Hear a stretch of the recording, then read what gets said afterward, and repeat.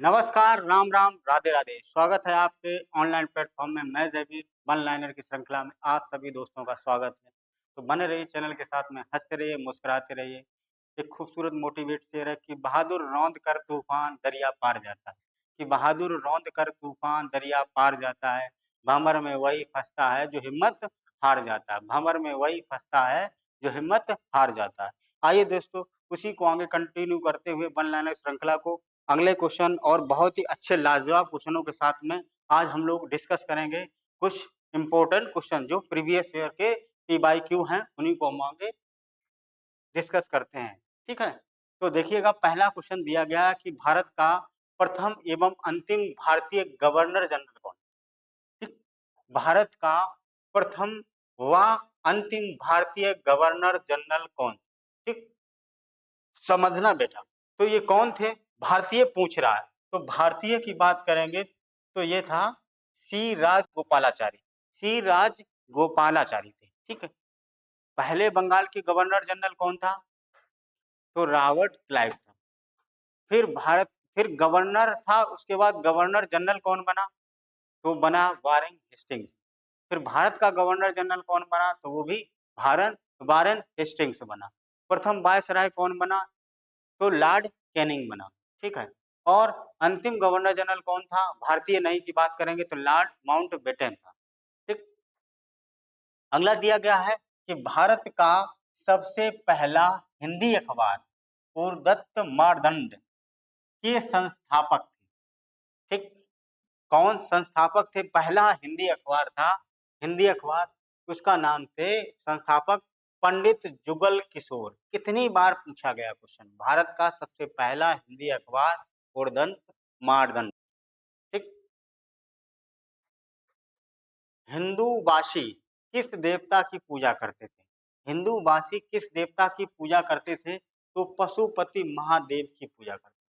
पशुपति महादेव की पूजा करते थे हिंदूवासी। ठीक? हिंदूवासी किस जानवर को शक्ति का प्रतीक मानते थे? शक्ति का ये सिंधु सभ्यता की बात कर रहा है बेटा। तो बैल की यानी शक्ति का प्रतीक मानते थे। बैल को शक्ति का प्रतीक मानते थे। अगला क्वेश्चन देखिएगा कि सल्तनत के दौरान गांव से कर अदायगी को क्या कहते थे? हैं? सल्तनत काल में के दौरान गांव के कर की अदायगी को क्या कहते थे? तो इक्ता कहते थे। इक्ता क्या? भूमि का छोटा सा भूभाग, भूमि का छोटा सा भूभाग क्या कहलाता था? इक्ता कहलाता था। यानी इक्ता प्रथा चलाने वाला कौन था? तो दिल्ली सल्तनत में इल्तुतमिश था। कौन था? इल्तुतमिश। अगला दिया गया है इल्बर्ट बिल। इल्बर्ट बिल किस गवर्नर जनरल ने पेश किया था? उठा के देखोगा कितनी बार क्वेश्चन पूछा गया। तो इल्बर्ट बिल किस गवर्नर जनरल ने पेश किया था? तो लॉर्ड रिपन ने किया था। किसने किया था? लॉर्ड रिपन ने किया था। लॉर्ड रिपन ने ये इल्बर्ट बिल पेश किया था। अगला दिया है कि बक्सर का युद्ध अंग्रेजों के साथ में होता, निर्णायक युद्ध होता है। यहीं से बेटा क्या होता है कि अंग्रेज लोगों को यानी ईस्ट इंडिया कंपनी को राजस्व वसूलने का अधिकार मिल जाता है संधि के माध्यम से। इलाहाबाद की संधि 1765 में होती है और 1765 में ही लॉर्ड क्लाइव गवर्नर बनाया जाता है बंगाल का। 1764 ईस्वी में बक्सर का युद्ध होता है। जैसे प्लासी का युद्ध 1757 में होता है, बक्सर का युद्ध 1764 में। ठीक है? हड़प नीति, हड़प नीति के लिए कौन गवर्नर जनरल प्रसिद्ध था? हड़प नीति के लिए कौन governor? Lord Dalhousie. Lord Dalhousie ने हड़प नीति बड़ी फेमस थी, यानी कि जिसके कोई भी संतानें नहीं हुआ करती थी या जो भी शासन प्रशासन को ठीक से चला नहीं पाता था, शासक नहीं हो पाता बन पाता था, राजा ठीक नहीं होता था, तो किसी न किसी तिकड़म लगा के उस राज्य को हड़प लेता था। ठीक? बंगाल में द्वैत शासन प्रणाली की स्थापना किसने की थी? तो बंगाल में द्वैत शासन व्यवस्था की शुरुआत किसने की थी? तो लॉर्ड क्लाइव ने की थी। लॉर्ड क्लाइव को बंगाल में द्वैत शासन प्रणाली का क्या माना जाता है? जनक माना जाता है, जनक। ठीक? याद रखें। अगला दिया कि भारत सेवक समाज के संस्थापक कौन थे? तो गोपाल कृष्ण गोखले थे। कौन थे? गोपाल कृष्ण गोखले थे। ठीक है? गोपाल कृष्ण गोखले। अगला दिया है कि पुर्तगालियों ने गोवा पर कब विजय प्राप्त की थी? पुर्तगालियों ने गोवा पर कब विजय प्राप्त की थी? तो ये की थी बेटा 1510 ईस्वी में। 1510 ईस्वी में सबसे पहले पुर्तगाली भारत में आते हैं और सबसे लास्ट में पुर्तगाली भारत से जाते भी हैं। गोवा को तो उन्होंने बहुत बाद में 1987 के आसपास 86-87 में छोड़ा है। बिम्बसार कहाँ का राजा था? बिम्बसार कहाँ का राजा था? तो बेटा मगध का राजा था। मगध का राजा कौन था? बिम्बसार था। ठीक। अगला दिया गया है वर्नाकुलर प्रेस एक्ट किसके शासन काल में आया? यानी प्रेस से संबंधित एक कानून पास किया गया था। ठीक है, तो वर्नाकुलर प्रेस एक्ट किसके शासन काल में पास हुआ था? तो लिटन लॉर्ड लिटन के शासन काल में यह पास हुआ था वर्नाकुलर एक्ट। अगला दिया है कि आजाद हिंद फौज का गठन 1983 में सुभाष चंद्र बोस द्वारा हुआ था। कहाँ पे किया था? वो तो सिंगापुर में किया था बेटा। कहाँ पे किया था? तो सिंगापुर में ये किया था। ठीक, 1983 में 1943 में आजाद हिंद फौज का गठन किया था 1943 में। जलियांवाला बाग नरसंहार 13 अप्रैल 1919 का जिम्मेदार कौन अंग्रेज था? तो कौन अंग्रेज था जो जिम्मेदार था, जिसने गोलियां चलाई थी? तो जनरल डायर ने गोलियां चलवाई थी। कब? 13 अप्रैल 1919। बैसाखी का दिन था, सभी लोग इकट्ठे हुए थे, बहुत सारे लोग मारे गए। ठीक है, हाँ, रॉयल एक्ट का विरोध भी हो रहा था और क्योंकि एक नेता थे कांग्रेस के जिनका नाम था तेज प्रताप सप्रू। आयुर्वेद औषधि तथा शल्य चिकित्सा का ज्ञाता कौन था? आयुर्वेद और औषधि और शल्य चिकित्सा का ज्ञाता कौन था? चरक था बेटा, चरक। ठीक। भारत का खोजकर्ता वास्को डी गामा कालीकट समुद्र के रास्ते कब पहुंचा था? तो 1948 में पहुंचा था। 1948 में 1944 होगा। आगे दिया गया है कि कोलंबस ने अमेरिका की खोज कब की थी? कोलंबस ने अमेरिका की खोज कब की थी? तो 1498 में, 1492 में, सॉरी, 1492 में कोलंबस ने अमेरिका की खोज की थी। ठीक, 1492 में। अंग्रेजों ने भारत पर सर्वप्रथम विश्वविद्यालय अंग्रेजों ने भारत में सर्वप्रथम विश्वविद्यालय कब स्थापित किया था? तो 1854 में किया। 1854 में कलकत्ता में होता है। ठीक। सर्वेंट ऑफ इंडिया सोसाइटी के संस्थापक कौन थे? सर्वेंट ऑफ इंडिया सोसाइटी के संस्थापक कौन थे? तो गोपाल कृष्ण गोखले थे। कौन थे? गोपाल कृष्ण गोखले थे, सर्वेंट ऑफ इंडिया। ये भी क्वेश्चन कई बार बेटा पूछा गया। ठीक। लाला हरदयाल क्या है? लाला हरदयाल ने यूएसए में किस पार्टी का गठन किया था? तो यूएसए में लाला हरदयाल ने किस पार्टी का गठन किया था? तो गदर पार्टी का गठन किया था। गदर पार्टी का गठन किया था। अगला है कि पुस्तक बुद्ध चरित्र का लेखक कौन है? एक पुस्तक है जिसका नाम है बुद्ध चरित्र। इसके लेखक कौन है? तो अश्व घोष है। कौन है? अश्व घोष है बुद्ध चरित्र के लेखक। अगला देखिएगा,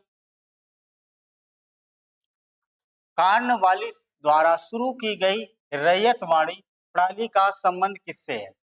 तो कार्नवालिस के द्वारा जो शुरू की गई रैयतवाड़ी प्रणाली का संबंध किससे है? तो भूमि राजस्व से। रैयतवाड़ी, महलवाड़ी, ठीक है, तो ये सारी व्यवस्थाएं भूमि से संबंधित।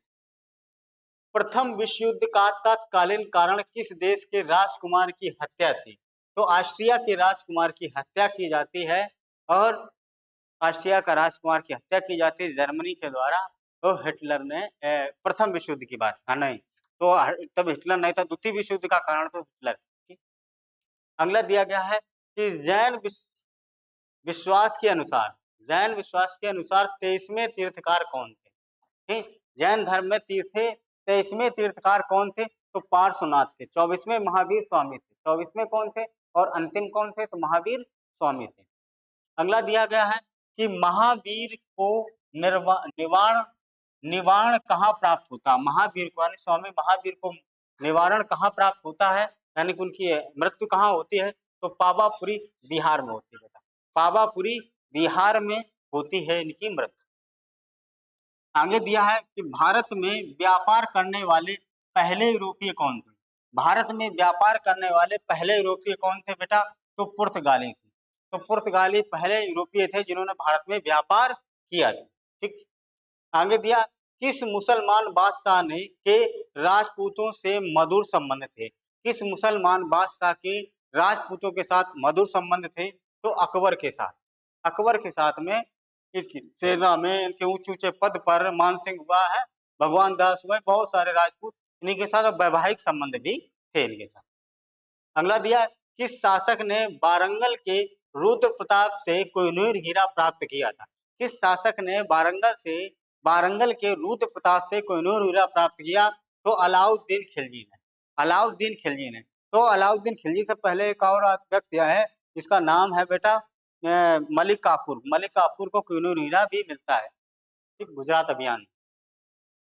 अजंता चित्रकारी में किस महाकाव्य के दृश्य चित्रित हैं? अच्छा क्वेश्चन है कि अजंता चित्रकारी में किस महाकाव्य के दृश्य चित्रित हैं? तो जातक के बेटा। किसके हैं? जातक के। ठीक, जातक जैन धर्म से संबंधित है।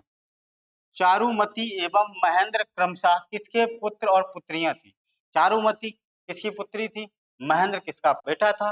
ये दोनों ही राजा अशोक, सम्राट अशोक के पुत्र और पुत्रियां थी, चारुमती और महेंद्र। महेंद्र को भेजा था कहाँ? श्रीलंका बौद्ध धर्म का प्रचार प्रसार करने के लिए। अगला दिया गया है कि पुराणों की कुल संख्या कितनी है? पुराणों की बेटा कुल संख्या कितनी है? तो ये है 18। 18 पुराण है बेटा, 18 पुराण। आगे देखिएगा, 1857 के विद्रोह में कानपुर में किसने विद्रोह का नेतृत्व किया था? तो 1857 का जो विद्रोह मंगल पांडे वाला, यानी कि प्रथम स्वतंत्रता संग्राम सैनिकों का विद्रोह था, ये कानपुर में इसका नेतृत्व किसने किया था? तो नाना साहब ने और तात्या टोपे, दो लोगों ने विद्रोह किया था। ठीक है। अगला दिया है, भारत का सर्वाधिक पुराना शिक्षा केंद्र कौन है? तो भारत का सर्वाधिक पुराना शिक्षा केंद्र बेटा कौन सा है? नालंदा विश्वविद्यालय। नालंदा विश्वविद्यालय सबसे प्राचीन शिक्षा का केंद्र माना गया। महावीर स्वामी जैन धर्म के किस नंबर के तीर्थंकर थे? तो किस नंबर के थे? अंतिम तीर्थंकर थे। 24 तीर्थंकर बने थे, तो 24वें नंबर के ये थे। ठीक। साइमन कमीशन का उद्देश्य क्या था? तो साइमन कमीशन का उद्देश्य था संवैधानिक सुधार करना। संवैधानिक सुधार करना। ये कब आता है? तो 1928 में आता है। गठन कब होता है? 1927 में होता है। ठीक है। तो 1919 के जो अधिनियम आया था, उसी में संवैधानिक सुधार करने के लिए ये आया था, और ये सुधार सभी गोरे आते हैं, तभी से श्वेत कमीशन भी कहा जाता है। ठीक। अगला दिया है कि ईस्ट इंडिया कंपनी का जहांगीर के दरबार में दूत कौन था? तो ईस्ट इंडिया कंपनी का जो जहांगीर के दरबार में आता है, वो दूत बनके वो सर टॉमस रो आता है। सर टॉमस रो आता है। ठीक। अगला दिया गया कि कल्प सूत्र के लेखक कौन? कल्प सूत्र के लेखक बेटा वरदराज। कौन है? वरदराज। अगला दिया है कि मेगास्थनीज किसके शासनकाल में भारत आया था? मेगास्थनीज किसके शासनकाल में आया था? तो चंद्रगुप्त प्रथम के शासनकाल में आया था। ठीक है। मेगास्थनीज सेलुकस निकेटर का राजपूत था। कौन सा सिख गुरु जहांगीर द्वारा मारा गया था? जहांगीर के द्वारा कौन से सिख गुरु मारे गए थे? तो गुरु अर्जुन देव को फांसी पर लटका दिया। ठीक, गुरु अर्जुन देव। कौन से सिख गुरु औरंगजेब द्वारा मारा गया था? औरंगजेब के द्वारा गुरु तेग बहादुर। कौन? तेग बहादुर को मारा गया। ठीक। कंपुचिया का विश्व प्रसिद्ध विष्णु मंदिर किस नाम से जाना जाता है? कंपुचिया का विश्व प्रसिद्ध विष्णु मंदिर किस नाम से जाना जाता है? Angkor Wat. अंकोर वाट के नाम से जाना जाता है। अंकोर वाट के नाम से जाना जाता है। ठीक। अगला क्वेश्चन क्या दिया गया है कि ताजमहल को किस देश के कारीगरों की सहायता से बनाया गया था? ताजमहल को किस देश के कारीगरों की सहायता से बनाया गया था? अच्छा क्वेश्चन है, बढ़िया है। तो ये फारस के कारीगर की सहायता से, हेल्प से बनाया गया था ताजमहल को। ठीक। अगला क्वेश्चन क्या दिया गया? भारतीय मुद्रा का नाम रुपया सबसे पहले किस शासक ने रखा था? तो भारतीय मुद्रा का नाम रुपया किस शासक ने सबसे पहले रखा था? तो शेरशाह सूरी। शेरशाह सूरी के शासनकाल में ये रुपया, भारतीय मुद्रा का नाम रुपया रखा गया है। ठीक है? आज के क्वेश्चन हम लोग यहीं तक रखते हैं। मिलते हैं हम लोग अगली क्लास के लिए। तब तक के लिए आप लोगों से बने रहिएगा चैनल के साथ में। हँसते रहिए, मुस्कुराते रहिए, चैनल को लाइक, कमेंट और सब्सक्राइब करते रहिएगा। ठीक है? लेते हैं। वंदे मातरम, राम राम, राधे राधे।